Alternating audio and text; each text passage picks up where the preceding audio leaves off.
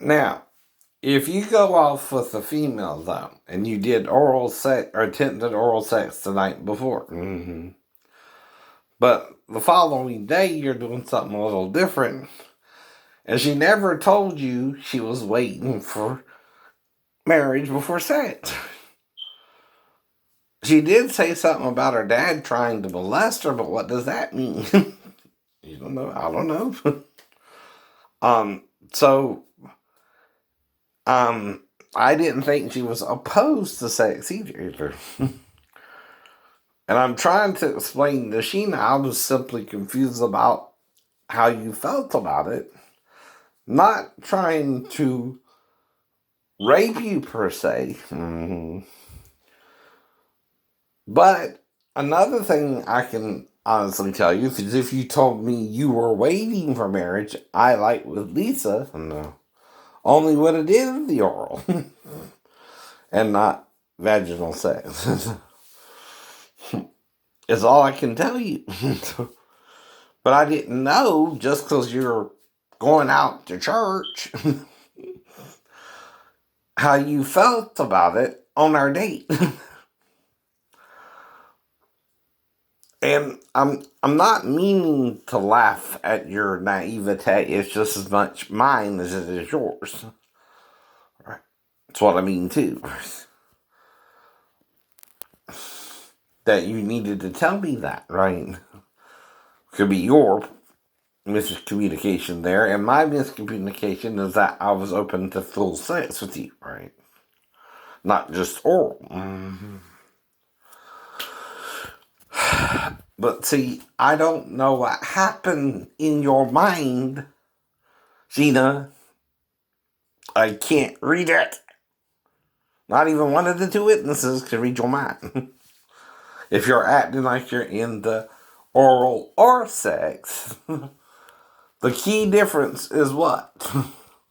When you tell me this particular subject matter during our date, either the night before or the day of. When we went to the tree and you brought the blanket.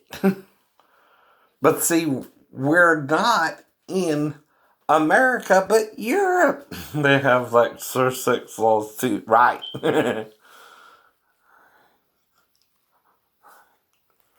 We can go nude on the beach. We can go nude on the beach. Okay.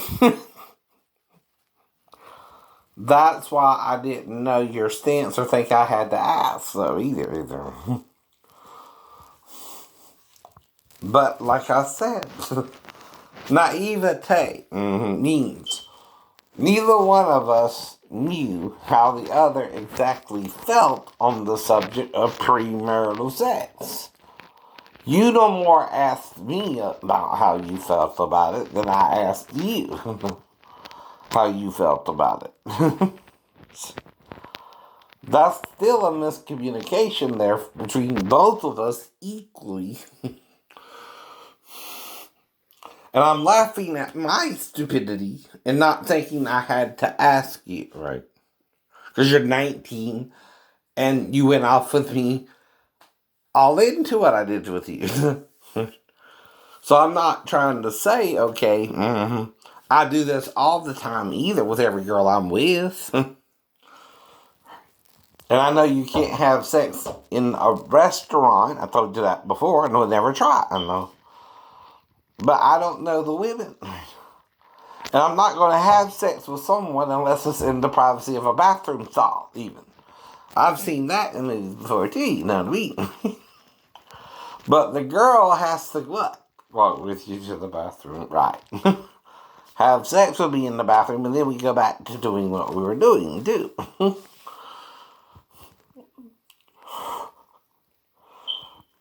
And she has to say, okay, certain things, or she's lying herself. Right. Even if I say it jokingly, what, you want to go and have sex with in the bathroom and close the stall, lock the door so no one can disturb us, right? That's not something, if you don't want premarital sex with someone,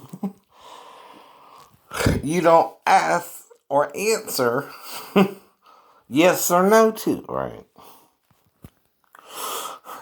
Right. Mm-hmm. It's kind of the point too, right? But if you know someone is underage and the girl does too, she can't lie to me about her age either. No. I'm also not a human lie detector. If you're trying to trick me into something and pretend I tried to trick you when neither one of us asked the other person's view of marriage, right? Personal view, right?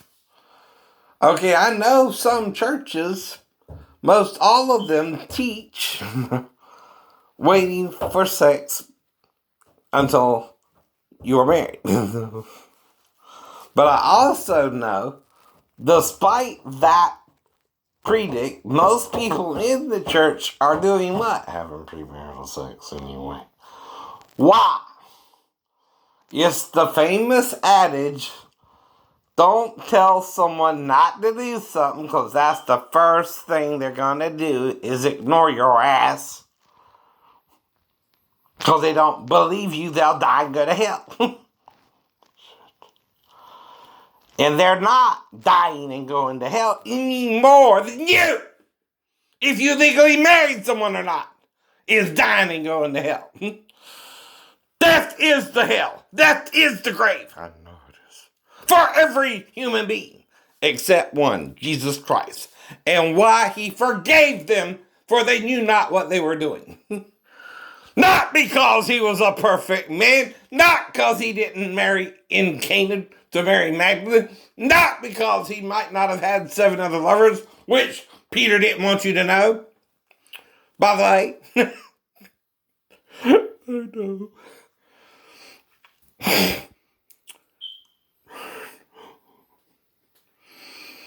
Not because he dumbassedly thought they would continue in their traditions, orally and written.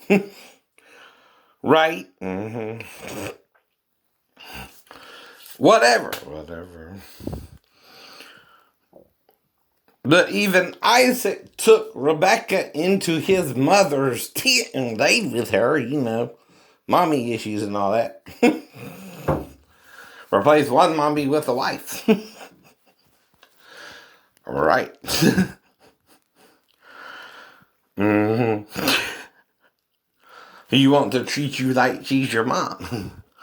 Uh-oh, getting creepy. It's the point. But if you tell me something, I can understand that. And even if you said that, I still would have only did the oral. Right. If I knew you were waiting for sex until after we got married.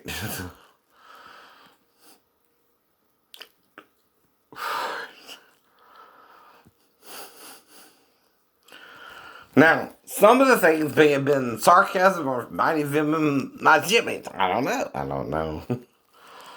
Some are to try and say the church is just teaching lukewarm doctrine by now, and nobody knows what we're really supposed to do anymore. That's true, too. Yep. Oh, no. And you're departing from the truth the disciples knew. About forgiveness as well as not judging your brothers or sisters in their particular sin.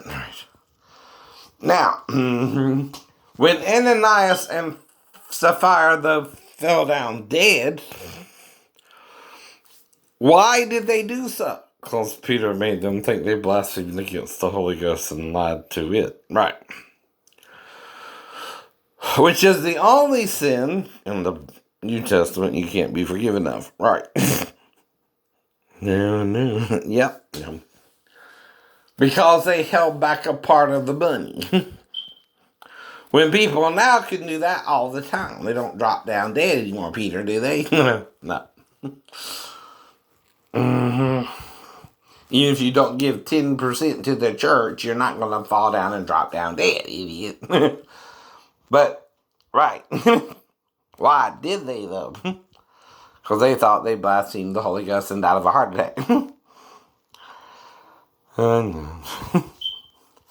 who caused them the heart attack? Peter and Satan, making them think they sinned the greatest sin they could sin. And didn't show them any mercy. Right? And they dropped down dead. But that's also so that was the worst sin they could do and no longer sin no more. Right. They still believed and were baptized believers, right? Right. Does that mean they go to heaven or hell? Mm-hmm. Or torment, whichever you want to call it. Now, Jesus said paradise or torment, the bosom of Abraham or torment is where you go when you die. He said paradise on the throne, which is also the Elysian fields to the Greek. And again, Shambhala to the Hindu.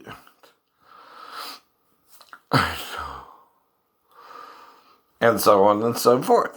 Whatever you call it. And the Buddhists and the Buddhists. Because your spirit is not capable of being destroyed fully, since it is energy. Now they're going to try, maybe, if I'm reading the scriptures right, to even use a neutron bomb, which targets matter, living tissue. Right.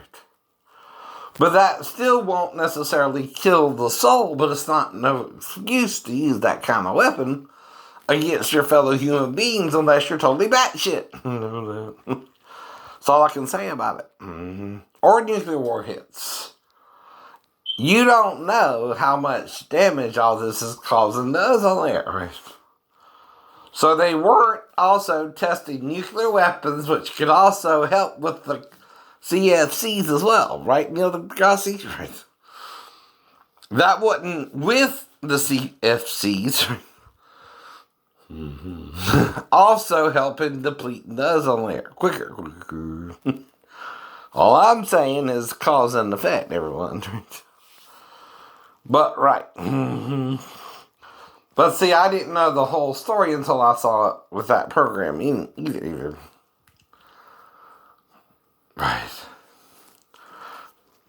No point. Okay.